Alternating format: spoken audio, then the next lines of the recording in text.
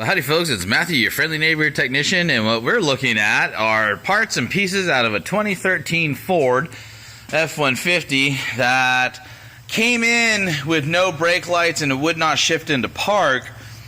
And right now we are in a position where we have no brake lights and it will intermittently shift into park. So this has been an extremely interesting diagnosis. Now, let's see where to start off with. It came in, again, so it came in with, it actually would not shift into park at all, and it had no brake lights. Now, one of the first things that we started to check was whether or not we actually had power to the brake lights or anything like that. And so bottom line is, the simplest way to check that was to turn on the flashers and see if the brake lights were working. We also, just for fun on this deal, put all new brake lights in. So it's not an issue of whether or not power is getting to the brake lights, and it's not necessarily an issue as to whether or not the brake lights are actually working, because bottom line is, per the flashers, they work. Per the brake pedal, however, and the rest of the system, they do not work. So with our see it, fix it policy, one of the first things that we noticed as we started to take this system apart was that the shifter was broken. All right, and I'll show it to you here. Okay, so one of the first things that we noticed was that the shifter was broken. And so when we were taking things apart, we found this spring was kind of sitting down in here like so, and we found broken pieces in here. All right, you can see here part of this shifting mechanism has broken and came apart. And so yeah, when we were taking this apart, this just pretty much fell out of here. So ultimately we were like, oh well, there you go, the shifter's broken, let's go ahead and change it.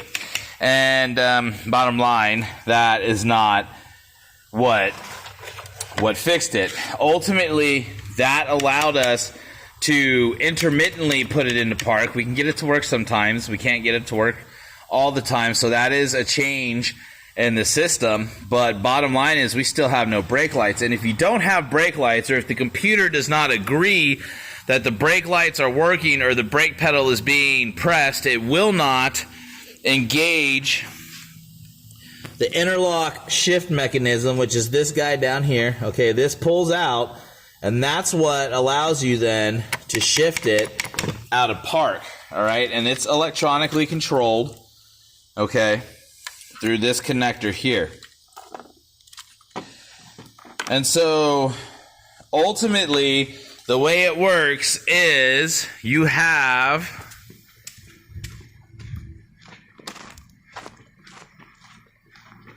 a brake switch, which, by the way, in case you were thinking, oh, go ahead and change the brake switch, I've actually already done that. The customer, the owner, already did that themselves, but I went ahead and did it again myself. So we already, that is a new brake switch, a second new brake switch inside of there.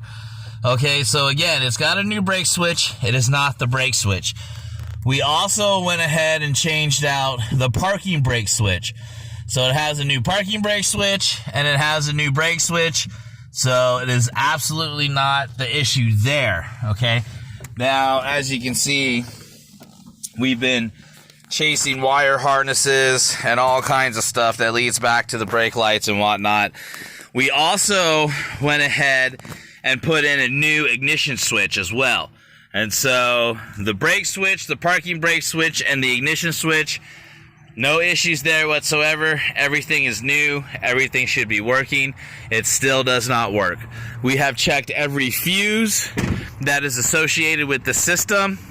Every fuse is good. It doesn't matter whether you grab, and as you can see, we kind of have things loose here. So we've even gone as far as to just wiggle stuff around, looking for any shorts, anything in the system. Can't find anything. We have also cleaned the ABS module and all this to see if the issue is there. No issues there whatsoever. There are still other sensors that we need to go in and check, which would be this sensor here, and then also the brake fluid pressure sensor, also known as brake fluid transducer. So we need to back probe and check all of that. And then we are also chasing and checking relays, which is kind of something I want to show you that is kind of cool. A lot of people don't get into dissecting relays. I do.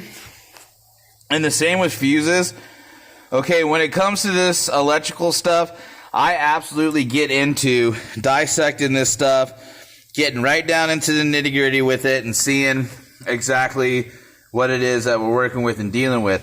Relays are real easy to open up, and then when you put them back together, when you put this cover back on, all you do is put a little bit of glue there, and you put it down there. But just to kind of show you how we check relays here, let me see if I can get this set up for you, okay? So I've got a relay here. Now all a relay is it's a switch. This coil is energized and it closes right there. Okay, now sometimes I've been in situations like this before where sometimes you get the tiniest amount of dirt or grime on that connector inside of there where my fingernail is, right inside of there, and it won't connect. And so, or it will click shut, but it's a bad connection. So just to kind of show you, it's simple positive and negative. Find your diode in your relay, click onto one side of it. You're going to connect this to your battery here.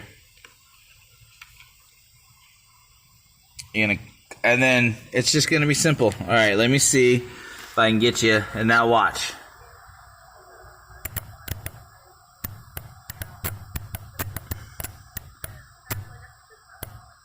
Okay, so this relay is good.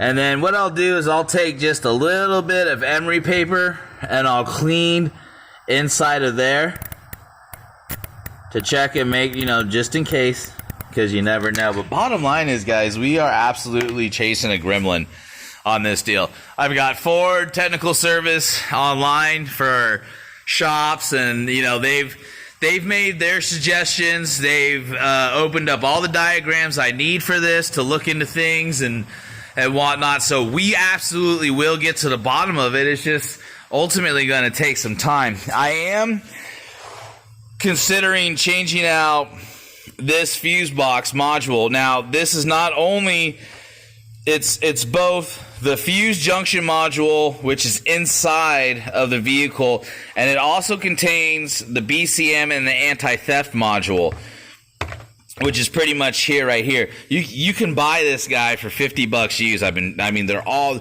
because of this issue, they're actually all over the internet used. So I think I may end up buying one of these over the weekend just to see if we can plug and play and fix this issue. But if anybody out there has any suggestions, shoot them to me, and let's see what happens. But not to sound arrogant or anything like that, but anything that you may, like a normal thing, like for example a bad brake switch or a bad fuse or anything like that, we have gone through it and tried to figure it out. We are looking for a needle in a haystack. It is absolutely going to be something that is way outside of the box on this one. So there you go, folks. I will definitely give you an update on this one and let you know how this goes. So, all right, guys. Well, hey, everybody, thanks for supporting me and the shop and my family and everything that we do here. Also, shout out to the guys that are answering questions for people on my YouTube page. I love that we have a place where people can go and get things figured out and get the help they need, especially if they can't always afford a shop and all that other stuff. So yeah, guys. All right. Well, I appreciate it. This is Matthew, your friendly neighborhood technician, signing off.